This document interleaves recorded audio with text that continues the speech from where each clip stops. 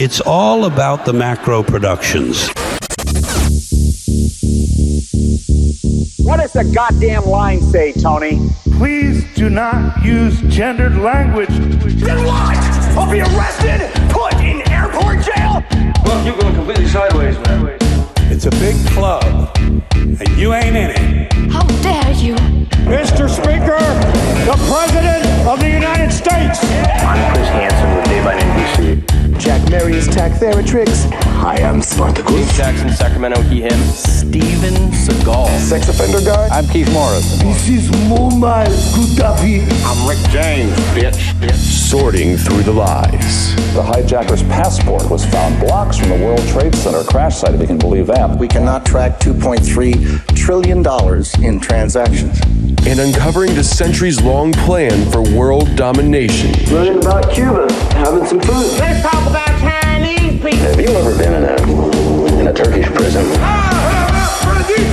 Swangles in Fort Lauderdale? I have sent 6 of my Libyan missiles to blow up the CS hardware department. Nothing could be more fun than jumping off a cliff with 2 German bisexuals. Oh, you English are so superior, aren't you? Thank you, comrade. And now, Macroaggressions. That's what assholes call it.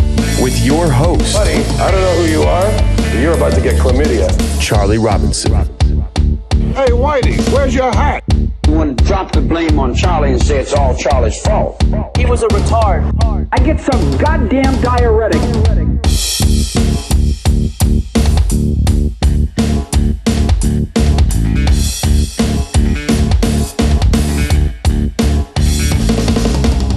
Welcome to Macroaggressions. I'm your host, Charlie Robinson. If you're watching us on Rumble, Band.video, Vigilante.tv, or you're listening wherever podcasts are served, thanks a million. We appreciate your support. Have you rated the show yet? We hope you give us 5 stars if you think we've earned it. If you want to connect with me, macroaggressions.io is the best place to do that. You can find information about the books, the podcasts. You can get links to Activist Post and Natural Blaze. Hopefully you bookmark those sites already. We appreciate the amazing support of our sponsors that allow us to do this show. Thank you to the folks over at vanman.shop. Have you gone to Van Man yet? You got to check it out. They've got lotions, soaps, vanilla body butter, tallow and honey balm. They have tooth powder, not toothpaste, tooth powder. They've got a brand new deodorant out there that doesn't have a bunch of aluminum in it. There's all kinds of amazing things over there.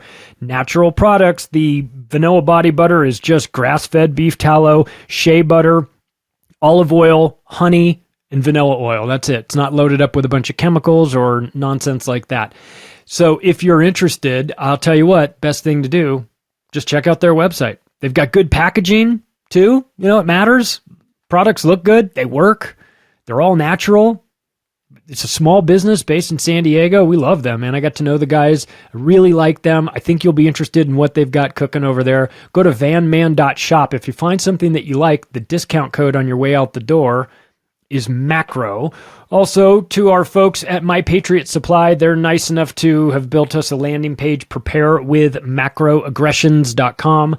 They've got storable food, they've got survival gear, they've got camping gear, and they've got it all in one place. You can just go to preparewithmacroaggressions.com. The link is down in the show notes. They'll get you sorted out in about 10 minutes. Do you have storable food? You need some, just in case. Good news is it'll last you for 25 years. If you don't have it yet, you can knock it out in a few minutes. If you're already prepared, good for you. You're ahead of the curve. Most people aren't. Maybe you're thinking of buying your family members some food just so that they've got it. Do that. Go get in there, have it sent to their address instead of yours, and a box of, a couple buckets of food will show up. They could just put it in their basement, and you tell them it's for a rainy day or it's a hurricanes, tornadoes, earthquakes, whatever. Don't freak them out with the economic collapse. I mean, we're talking about it, but they probably don't want to hear about it. They're not ready for that level. But we know that these things are possible, and so as a result, we are prepared in advance. So the link is down in the show notes, but you can just go over there and check it out for yourself. Prepare with macroaggressions.com. Well, this one's going to be a 2-for-1. this episode. This episode is called Operation Choke Point, but there are two very different topics sharing the same name. And we will break it up into two parts. The first, we'll do, let's see, the first part, let's do the crypto targeting by the Biden administration. We'll do that first. That'll be the first Operation Choke Point because that was happening. There's Operation Choke Point and Operation Choke Point 2.0 because the first one was so popular. Everybody loves a sequel. And then the second half of this episode, what we'll do is we will talk about the battle for the maritime routes worldwide. And that is also Operation Choke Point to manage the ports, to manage the canals, the waterways around the world. And you've seen this start to get talked about with the Panama Canal situation going on in the United States. So we're going to do this. So it's two very different concepts. You know, they share a common name. It's going to be, it's going to be a problem for us. I guess that's a common denominator there. But really the underlying common denominator is control. As it always is, right? I've done a little bit of work on the subject. I know a thing or two about control structures and how they use them. So we'll talk about the way that the Biden administration weaponized the Department of Justice for a variety of things, but in particular going after the crypto industry and why that matters. Because even if you're not into crypto, you might think, oh, well, this doesn't apply to me. Well, it does. And I'll tell you what, it actually sort of, it really started in 2013 under Obama. That was the first go around. And of course, Joe Biden was his vice president. So it's not like he wasn't aware of this at all. But, listen, crypto scares the shit out of these old geezers in Washington, D.C. They don't have a fucking clue how to get out in front of it. And they're certainly too stupid to figure out how to profit from it. So they hate it. It's a threat to them.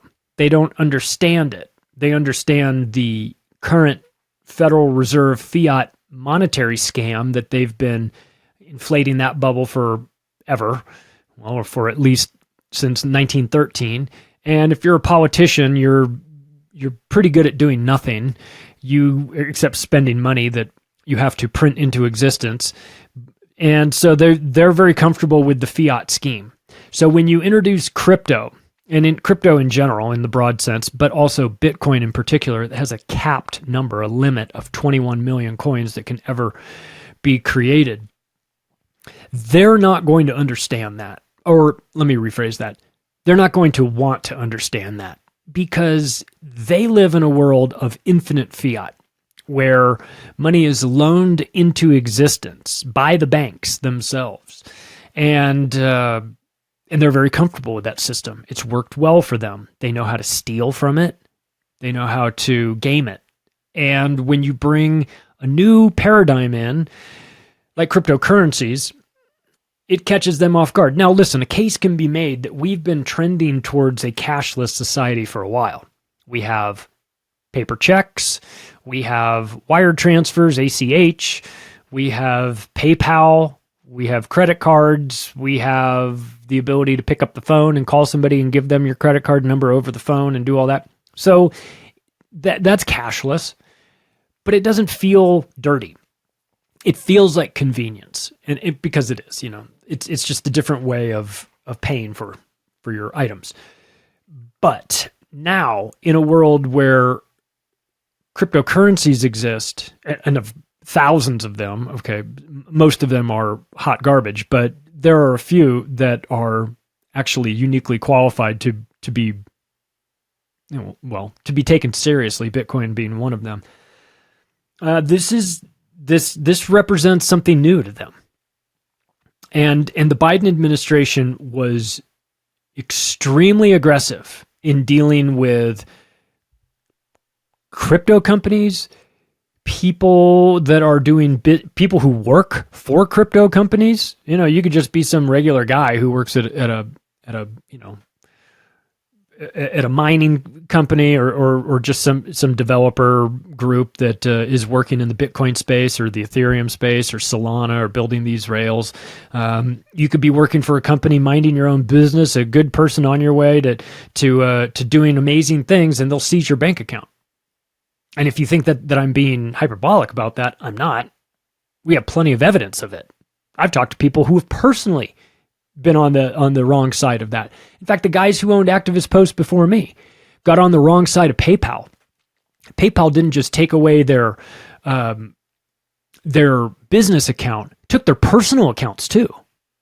So, and the personal accounts of their spouses, just for good measure. So this is important to all of us. Even if you're somebody who says, I'm not into crypto, it doesn't matter. You need to know this. You need to understand how this is working and what the plan is. Because if you do, then you'll be able to sort of step outside of it. You'll be able to make your moves in advance and not get whacked. But for people that are asleep at the wheel, good luck to you. Because the government does not want you to fiddle around with anything that undermines the strength. It's hard to use that word with Federal Reserve, but the impression, the perceived strength of the Federal Reserve. They just cannot have that. And what happened in 2013 was something called Operation Choke Point. This was the original one. This was under Obama's dirty Department of Justice when they were shaking down. This didn't have to do with crypto. This had to do with firearm dealers and payday lenders. They ran this from 2013 until 2017 when, surprise, surprise, Obama was out of office and the DOJ was no longer able to do this. The FDIC, the Federal Deposit Insurance Corporation, settled many lawsuits against Obama's Gestapo. It was highly illegal what they were doing, but they don't care. I mean, you think Barack fucking Obama cares about legality as he's drone striking wedding parties and then hitting them a half an hour later once the first responders show up? You think he gives a shit about going in and rattling the cage of some payday lender? Of course not. And this is what they were doing, and they were doing it in the gun industry too.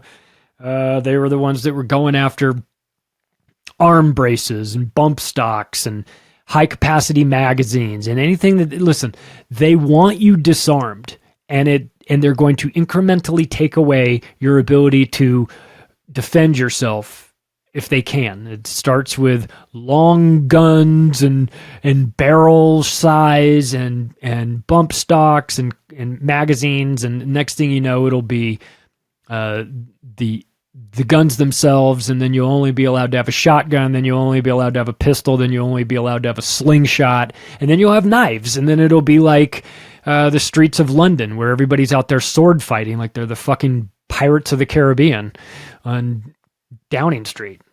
This is the direction it's going, and of course the Department of Injustice is behind it. So they didn't just go after payday lenders, and they didn't just go after gun shops. They went after everybody. Okay, I'm going to read off a list of the industries that they targeted, and you're going to go, oh my God, I didn't know anything about this. Ammo sales, to be expected. Not great. Shouldn't be happening, but not surprising, right? Ammo sales. Online gambling. Well, funny. If I can't turn on ESPN without seeing an ad for ESPN bets, right? Now there's online gambling everywhere. It's on your phones.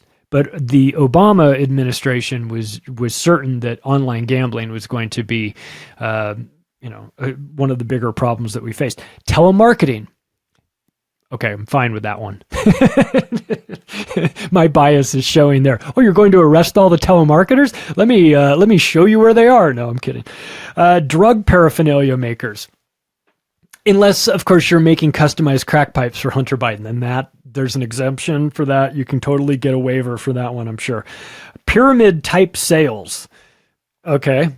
You mean like timeshare presentations? Those people should definitely be incarcerated. But funny, the timeshares didn't show up on here. Ponzi schemes did. Oh, you mean like Social Security? Are you going to go arrest everybody at the Social Security office for that? The largest operating Ponzi scheme in the history of mankind? You should most definitely go do something about that. But they're not. They're not. They're worried about fireworks dealers, coin dealers, pawn shops. There's a fucking show on television, Pawn Stars. By the way, you know, I lived in Vegas for 10 years. I might have mentioned that a time or 10. The Pawn, you know what, you want to know a kind of interesting tidbit of behind the scenes on Pawn Stars? There is a shop that those guys own in, it's not even really downtown. It's sort of halfway, it's sort of near the Stratosphere, sort of between the Strip and downtown. And it's the store for Pawn Stars.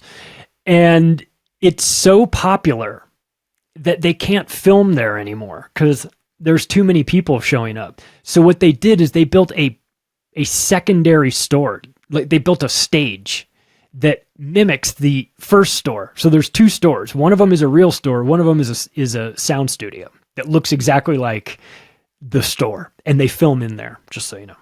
Little side note. Not that it matters.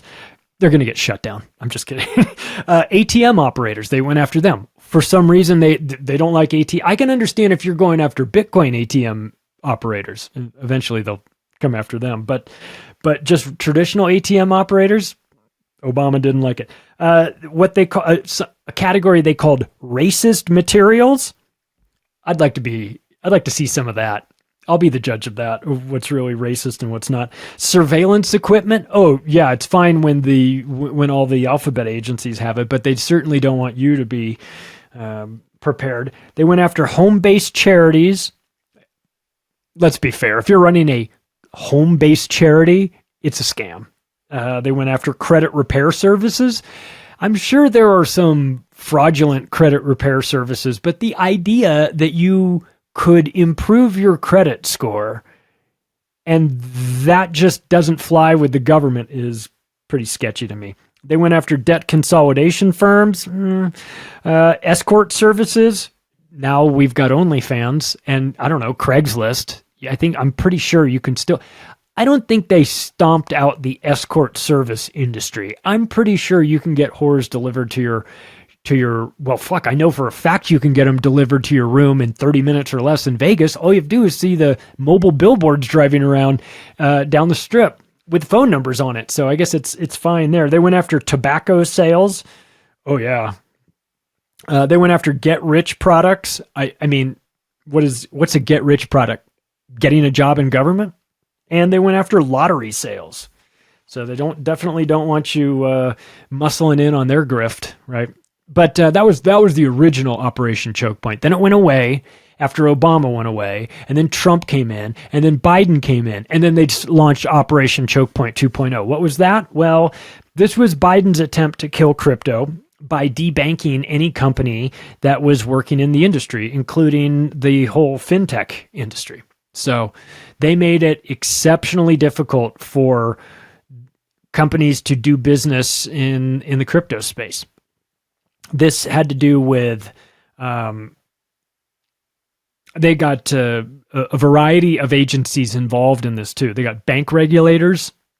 They got the FDIC, Federal Deposit Insurance Corporation, involved. The FDIC should be watching themselves. They're the ones that invested all the money in bonds that are upside down. So they don't have many. They're not a very well-financed insurance corporation, by the way. The Federal Reserve Board was involved in it, and also the OCC, which is the Office of the Comptroller of the Currency. So these were the agencies that were tasked with destroying the crypto industry. And if you held crypto from 2021 to 2025, early part of 2025, you probably saw some fuckery. You probably saw that they were going after the digital asset ecosystem. And they were targeting them specifically. They went after Silicon Valley Bank. They went after Silvergate Bank. And one of the things that they did was, one of the ways that they got these banks to go bankrupt wasn't because Silicon Valley Bank was some renegade bank that was making loans to people that couldn't pay it back, or Silvergate Bank. They weren't out there like giving loans to people with bad credit or anything like that. They were running normal traditional banks, and they were bankrolling, allowing crypto companies to use them as their bank, which is a normal transaction, is a normal thing. If Bob's Lumber needs a bank somewhere, they could have gone to one of these banks. Now, these banks sort of specialized in, Silicon Valley Bank specialized in high tech and also crypto. And it was well known. It was well respected in the industry. It wasn't like they were running Ponzi schemes or anything there. They were just being a bank, which I don't love banks, but these banks weren't doing anything nefarious. What happened was that the Biden administration made the banks put digital assets on their balance sheets as assets or liabilities. It wasn't enough that you could just be working in the crypto space. You had to sign off on crypto as a whole. You had to put it on your balance sheet. You had to make it fall under the Basel III capital requirements. It's boring banking stuff, but it's a law that says you have to it's a liquidity situation. So you have to put these on. You have to have enough capital to operate.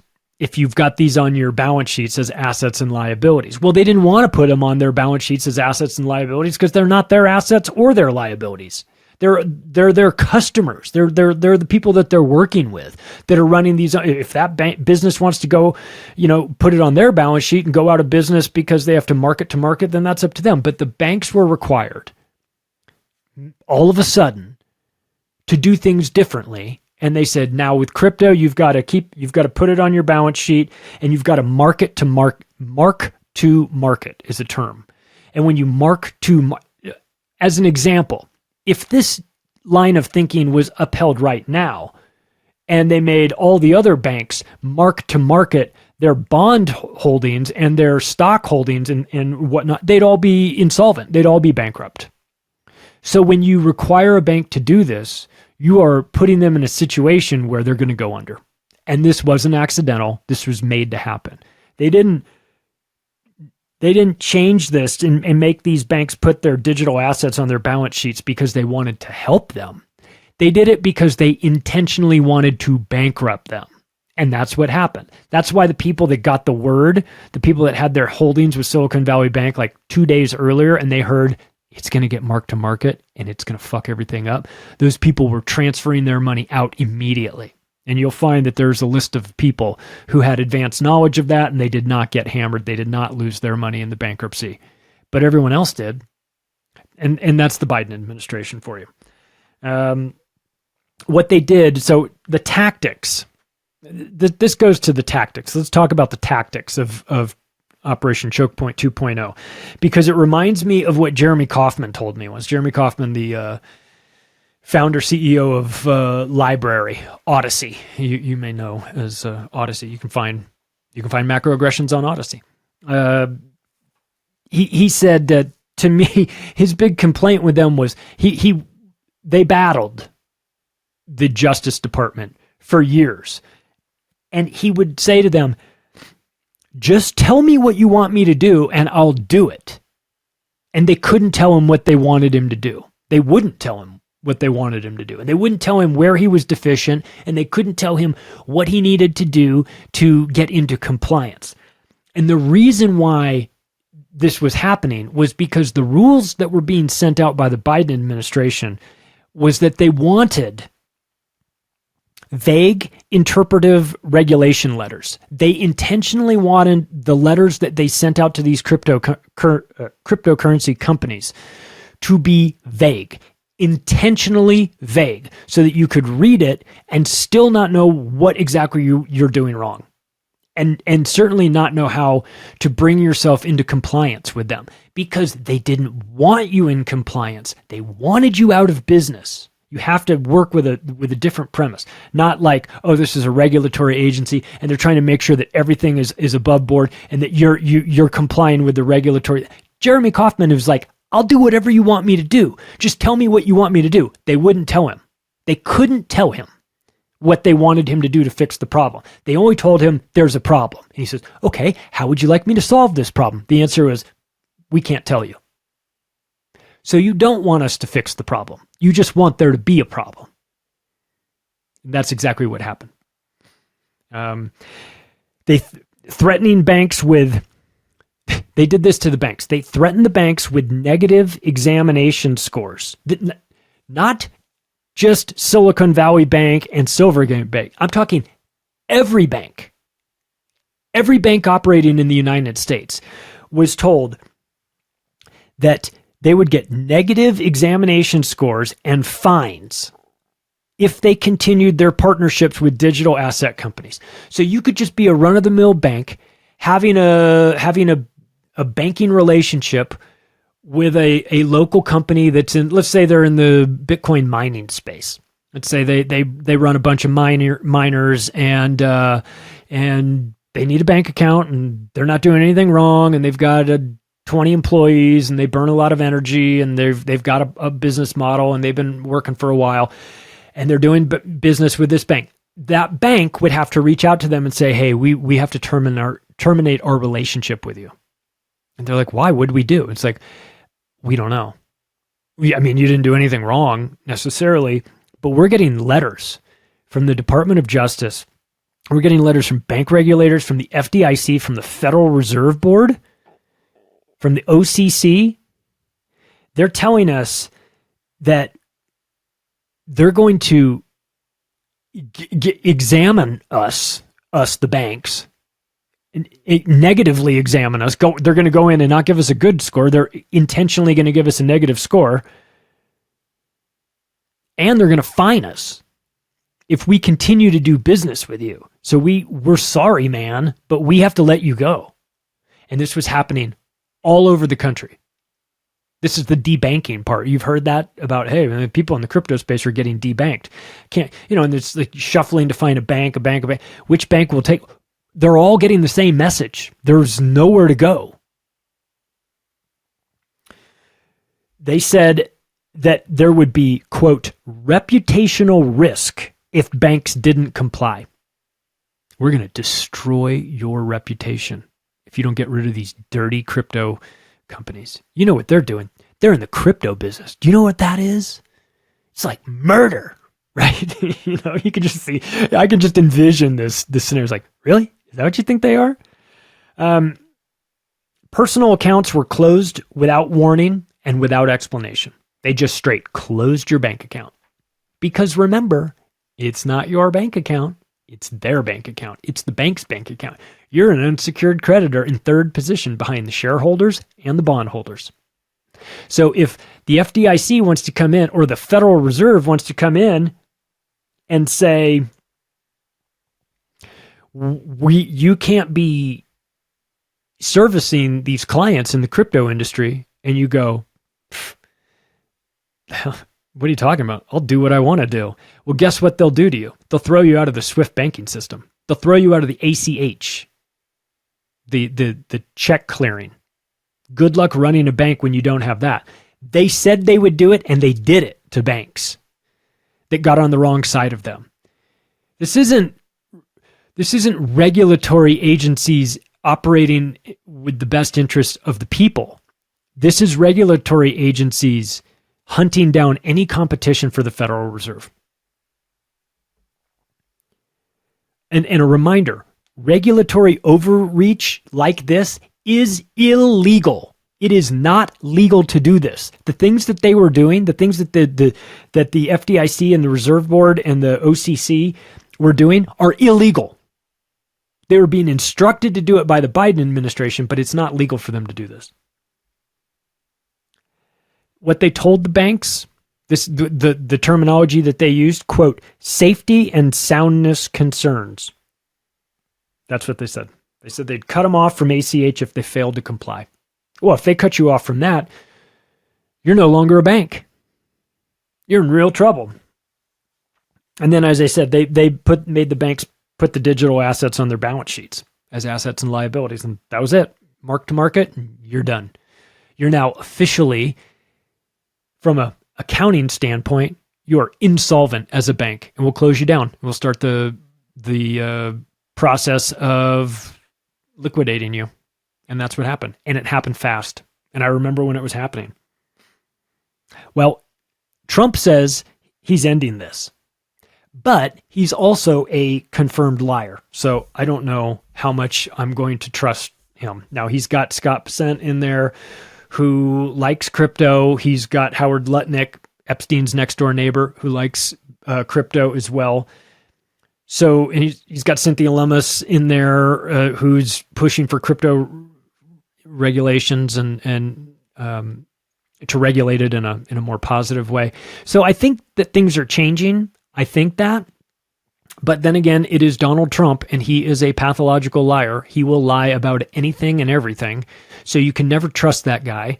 And when he says that things are changing, I'd like to believe him. But given his track record, I just simply am unwilling and unable to do that. But we'll see how things go. Let's move on. Since we talked about Operation Choke Point, let's talk about the maritime choke points. Again, it's all back to control. They're trying to control crypto. Here they're trying to control trade throughout the world and ultimately the world's economy. If you control the shipping routes, sea lanes, and then you have a foothold into to running the world. We watched the British and the Dutch do that with their shipping fleets hundreds of years ago. And maritime choke points have been extremely important for the history of the world. Sometimes it's just as simple as geography, man. You know, it's just that. That's just what it is. We're going to talk about three main regions. The Western Hemisphere is one, the Middle East, and we'll wrap up with Southeast Asia. There's problems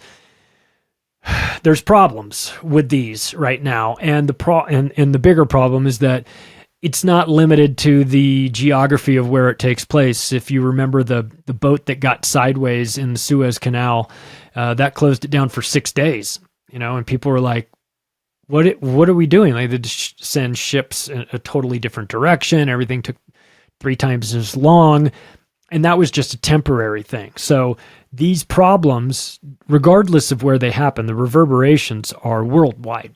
So it pays to be, to have your head up and looking at what's going on. And so let's talk a little bit about the Western Hemisphere, because we when Trump got in the second time around, he ran on a platform with a bunch of things that he said he was going to do. He got in office, and immediately his primary focus was the dumbest shit you've ever heard of. Like, we're going to take Greenland and we're going to get that Panama Canal back. And you're like, okay, you didn't mention this at all during your campaign. Is it that you just found out about these things? Is it that you didn't want to say anything because you would sound crazy, which you would have?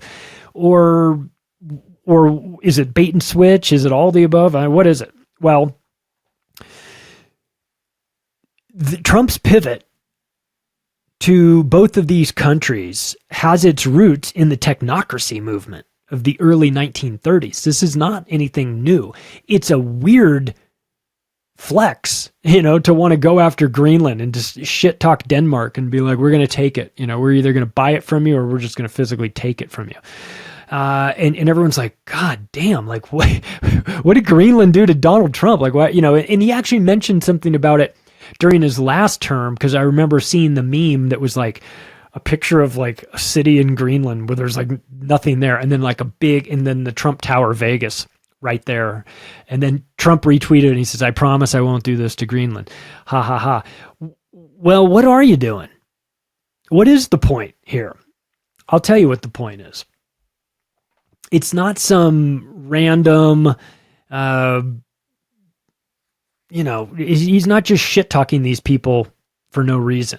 There's something behind it. And he's not going to talk about this, but we will, because we know about it. Something called the North American Technate. Have you heard of it? It's a design and plan to transform North America into a technocratic society. This is not my idea. It's not even Trump's idea. This is something that has been around for almost 100 years. And Elon Musk's grandfather was one of the heads of the technocracy movement. And wasn't Donald Trump's uncle, John Trump, the guy that took all of Nikola Tesla's gear when he died? Oh, interesting. So we've got Elon's grandpa involved in technocracy 100 years ago, and we've got Donald Trump's uncle involved in technology theft a little over like 100 years ago as well. So what's going on? And then they rejoin Donald Trump, Elon Musk in the Oval Office as the first buddy. I think they call them the first buddy. Oh, isn't that cute? I'm not a fan. Not a fan of Elon Musk, for the record. But this is... So what this North American technate is, and you can find this in Bill Cooper's book, Behold a Pale Horse. They talk about this a little bit in there. It's the grouping up of these. It's like the North American Union, except it's a little bigger. And it's comprised of all of North America, Central America, the Caribbean, and specifically Greenland. Okay, 30 countries in total. About 600 million people fall in that range. And the goal is two things: resources and choke points. And in the technocratic society, one of the things that they were talking about was they were talking about moving away from money and moving into an energy accounting system. So it's a little different than the fiat currency scam. It'll be a scam, don't get me wrong, but it'll be a different version of scams. One that's based around energy as the valuable resource. And I think Bitcoin kind of falls into this a little bit, because Bitcoin is a digital representation of energy as well, because of the energy required to mine the coins. So there's a component. I'm not trying to say that Bitcoin is part of the technocratic movement, but it is a representation of energy in some form. And that is the concept that they were very much interested in. But in order to, what they said in this technocratic playbook was that you've got to have enough space, enough land, so that you've got all the resources that you need. So it can't just be limited to it can't just be the United States, because the United States doesn't have the same things that grow in Central America. And they don't have the same things that grow. They don't have the same sorts of minerals that are in Greenland, right?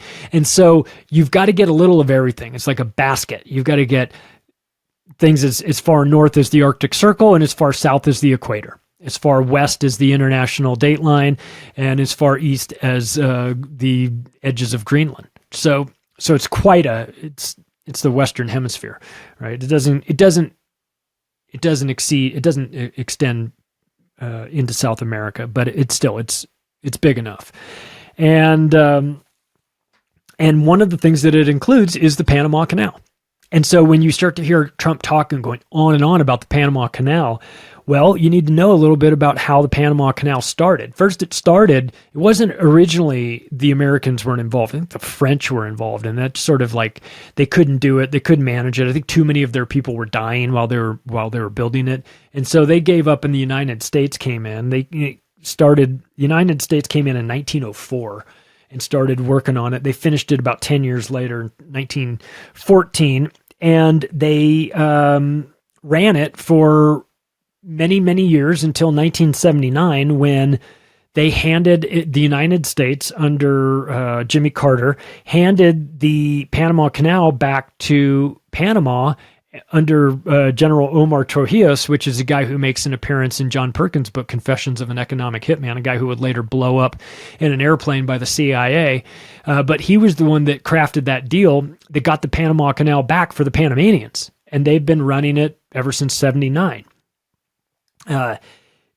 To put this in perspective as to why it's so important to have the Panama Canal, if you're taking cargo from Los Angeles to New York, and you go down the Pacific Ocean, and then you cut across through the Panama Canal, and then through the Caribbean and up the eastern seaboard, that trip will take you 5,200 miles, okay? That's with the Panama Canal. If you don't have the Panama Canal and you are forced to go south all the way down around the southern cone of South America through Tierra del Fuego and all that rough water there, and then back up through Brazil, through the Caribbean, and up to New York, instead of it being 5,200 miles, it now becomes 13,000 miles. So you are talking about a very sizable difference in shipping by doing that. The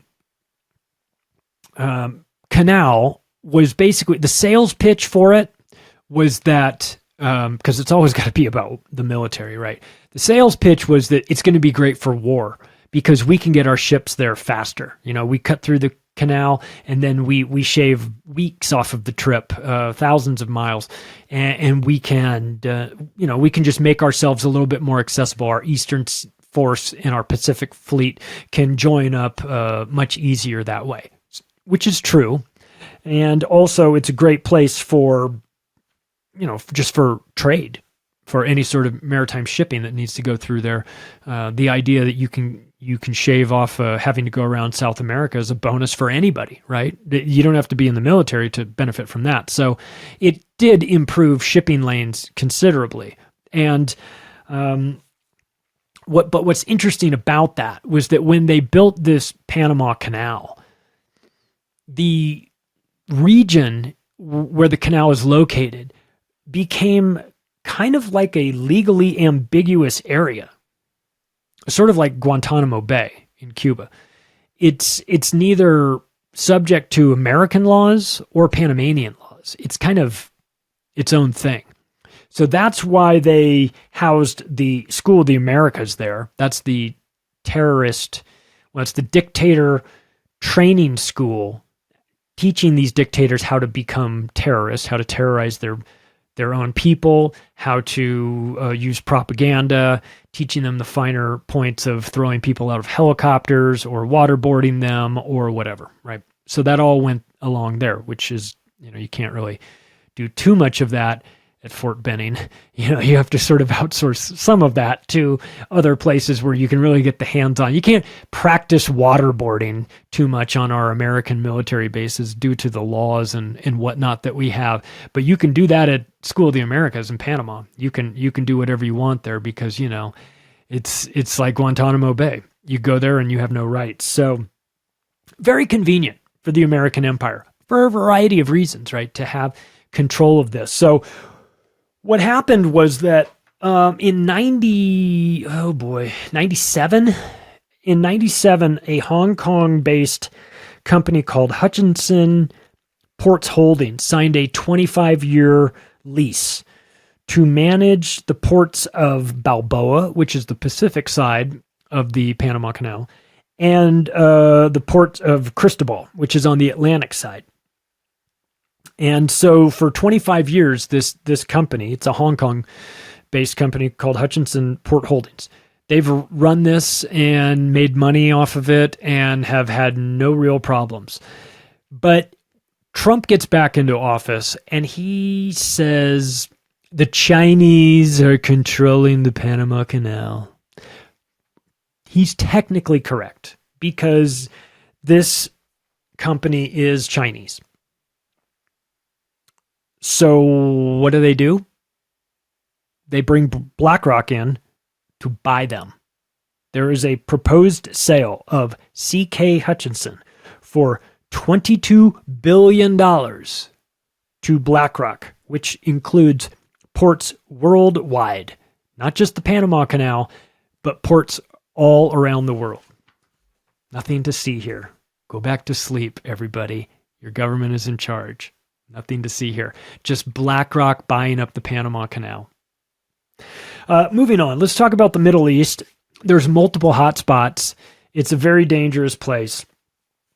We talked about in our 1973 episode, talked about the Yom Kippur War, which was scheduled earlier that year at Bilderberg.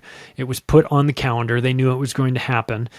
And it spiked oil prices. Oil went from $3 a barrel to $12 a barrel in just a matter of months. So, and that was because of the closing of the Suez Canal. Now, the Suez Canal is in Egypt.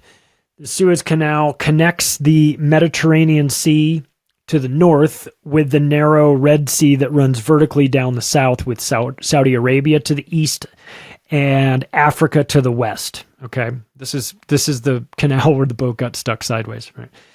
So let me just throw out a scenario for you. Let's say we get a World War III situation in the Middle East with Iran. Okay. And it's Israel versus Iran, which means it's Israel and America versus Iran. And Egypt says, we're just going to shut down the Suez Canal.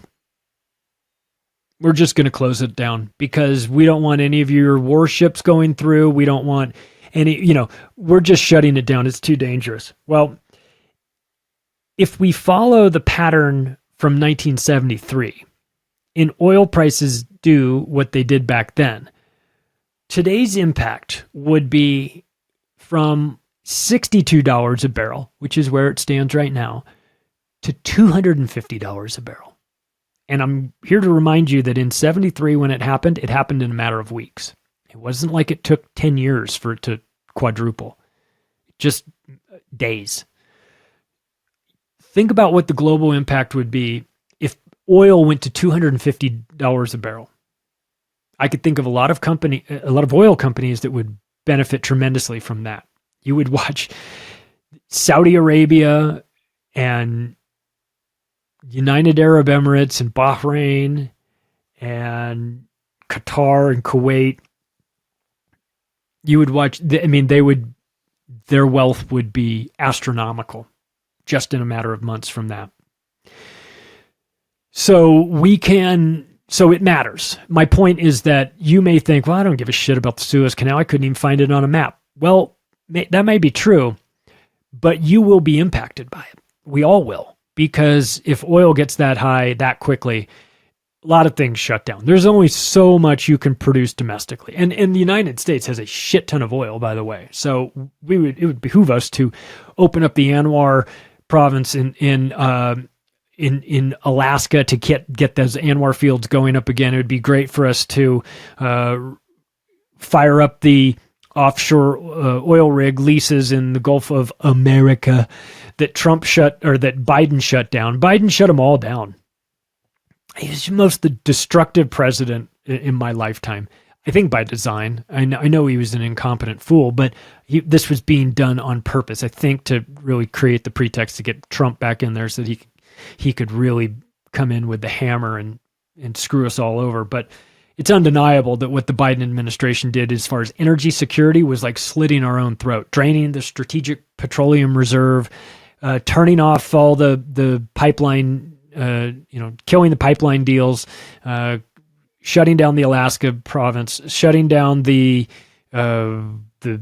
Gulf of Mexico, formerly Gulf of Mexico, leases that they had. I remember the paperwork for that was like, you could have up to no more than 10 oil rigs going in the Gulf of Mexico at any one time. And then you read the fine print and it's like, and it could also be 0. And it was 0. So that's something to consider. So the Suez Canal is massively important. If you follow the Suez down, and so you're going through the Mediterranean, you go through the Suez, you wind up in the Red Sea, and now you're heading south. You're going south down there. You've got Saudi Arabia to your east. You've got Africa to the west, and you're slowly going down. As you get about 80% of the way down the Saudi Arabian peninsula, it then turns into a different country. Saudi Arabia doesn't extend all the way to the end of the peninsula. There's another country that takes up the bottom fifth, and that country is called Yemen. And we've done an entire episode about this before. So if you want like the details, you can find that from about 2 years ago where we got really into the weeds as far as what's going on there. But just as a refresher, and we don't need to dwell on this too much, but there's a region called the Bab el-Mandeb. Okay. This is where the Red Sea kind of bottoms out. It goes as far south as it can, and then it hits the Horn of Africa. And the translation of Bab el-Mandeb is Gate of Grief. Okay. Once you get to the Gate of Grief, then you've got Yemen to the east of you. No longer Saudi Arabia. You may have relations with Saudi Arabia, but you don't have relations with Yemen, right? And and then to the west, you've got Eritrea and Djibouti. Those are both countries that have U.S. military. Well, Djibouti has U.S. military bases in there. Eritrea, I'm not sure if it does. But those are to the west. And as you get down into this strait, it becomes extremely narrow. It's only about 16 miles wide at the narrowest point. So you want to talk about the ultimate choke point. This is it. This is why when you keep hearing like the Houthi rebels of Yemen are launching missiles and knocking out all these boats, this is where they're getting them, because they go all the way down the Red Sea. They go right past Saudi Arabia the majority of the time, and then they get down to that very bottom. They got to get down there, and then they've got to it's sort of dead ends, and they've got to go east as soon as they can. Well, when they go through that narrow strait that's only 16 miles wide, if you're flying an Israeli flag or an American flag, good luck to you, because you're going to get missiles launched. Or if you're not even flying the flag, if you're just owned, your ownership of the boat is an Israeli firm, you're going to be at the bottom of the sea. And that's what the Houthi rebels, which aren't really rebels, it's basically their government. It's only rebels when the United States is talking about them. You know, we're so awful, I swear. But this is the region where it's happening. And then that bottoms out into the into a region where you've got military, you've got United States bases on one side, and you've got Yemeni bases on the other side, and it's very dangerous and in a place that you need to keep your eyes on. But none of this is as important as the Strait of Hormuz. And the Strait of Hormuz is going to get a lot of discussion in the near future here. This is the kink where this episode might be helpful to have a map, but the Persian Gulf, if you're exiting the Persian Gulf, there's one way out. You got to go kind of to the southeast. And as you go to the southeast, there's a unique kind of curve. It's like a kink in it. It doesn't run straight out. You've got to kind of go up before you go down, right? And when you get to that kink, you've got, first of all, Iran is the eastern side of the Persian Gulf the entire way. And when you get to that kink in the Strait of Hormuz, it's Iran there as well, right? You've got to deal with them.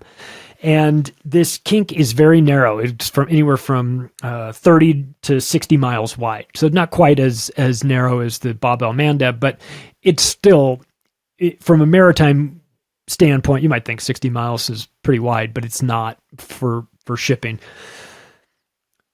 But it's extremely important because you've got the Persian Gulf and you've got the Gulf of Oman, and then this very narrow channel. So what is the most important component of this is oil, of course, as you might expect.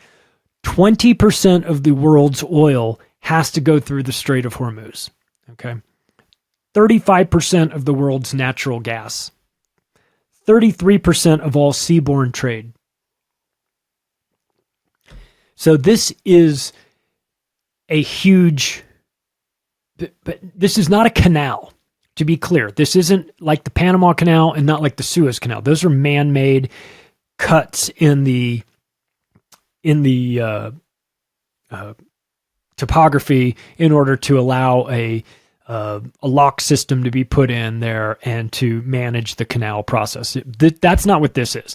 This is natural. This is just the way that the water flows, and it doesn't really bother anybody unless you get on the wrong side of somebody who controls the Strait of Hormuz. Now, on the one side, you've got the United Arab Emirates and Oman. They're not bothering anybody. UAE is Abu Dhabi and Dubai, places like that, right? They've got a lot of oil. Geographically, they're small. They have relationships and probably have a military of some sort, but not like Iran's military, and certainly not like the United States. So they're not going to close anything down. And if they did, they're small enough that they can be made to come under the control of somebody else. So it's not like the UAE and Oman are going to shut down the Strait of Hormuz, but Iran could. Now, I am not of the belief that Iran is the big boogeyman out there. Israel thinks that, and the United States empire thinks that, because they view everybody as a nail that needs to be hammered. And Iran has been a nail for a long, long time. But if World War III breaks out in the Middle East, which in my opinion is the most likely place for it, because you have a bloodthirsty, deranged Zionist regime in Israel that wants to start a war with Iran and then have the Americans fight it for them. If that were to happen, my assumption is that immediately Iran would tell all the remaining members of OPEC, anybody in that Persian Gulf area, hey, listen, we're shutting down the strait. Don't send your boats through there. We're gonna give you a warning and tell you it's not happening. Then we're gonna send a bunch of boats out there and drop mines. We're gonna mine the shit out of the entire place. So if you do send a boat through there, it's gonna blow up. Okay, but Iran has good relations with a lot of these countries there. And my guess is that they would work something out and maybe even allow some of them to pass through, but maybe not all of them. But it would be a catastrophe for the oil prices. Now, as I mentioned in the previous Suez Canal example, in 73 from $3 to $12. Current day money, it would be $62 to $2.50 for a barrel of oil. They shut the Strait of Hormuz down, your guess is as good as mine what oil will be. When you take 20% out of the supply chain immediately, that's not just we're going to jack the price up by 20%. This is going to be many multiples. And again, a reminder of who occupies the Persian Gulf. Just so that we're clear, because I know this isn't meant to be a geography, a pop quiz or anything like that. But here are the countries in the Persian Gulf: Iraq, Iran, Kuwait, Bahrain, Qatar, and United Arab Emirates. These are the oil-producing countries. This is a lot of energy coming from that one region there, okay? Not to mention just general trade. And if you wanted to create a huge problem in the world, you could focus on these choke points, these maritime choke points. You don't have to hit a ton of them, right? You create problems in the Panama Canal, Suez Canal, and the Strait of Hormuz, and the world is going to look a lot different. I said we'd wrap up with Southeast Asia. Let's do that. Let's talk about two places. Well, first of all, we've got the Belt and Road Initiative that the Chinese have put into place. It's been running now for 10 years. It's got another 30 years left for it to be built out. And part of it is has to do with land bridges, rail systems, roads, things like that. There's two parts of it. One is the land. The second part is the sea. And they've described it as the string of pearls, right? They're just a connection of dots that are going throughout Southeast Asia, South Asia, and up the coast towards mainland China. And they control these ports, either overtly control them or control them through partnership deals. The Gwadar port in Karachi, Pakistan, is a Pakistani port that's run by the Chinese. It's completely under Chinese control, which means that they know what's going in and out of there. 60% of all freight in Pakistan comes through that port. So the Chinese are deeply involved in that. That's a very important location in the world. But if you go from Karachi eastward towards Southeast Asia, you wind up in a place called the Strait of Malacca. And this is the Southeast Asian pressure point, the choke point here, right? Because this it connects the Indian Ocean with the Pacific Ocean.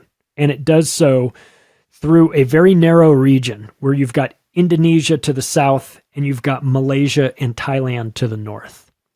And any sort of disruption in this maritime choke point, and you get big problems because China is involved in it financially with Belt and Road. Their ships have been going through there for a very long time. If you think of like the Dutch East India Company, that's this region here. This was where the Dutch were heavily involved in Indonesia, and in this region here has been extremely important for a variety of countries in Southeast Asia and beyond too.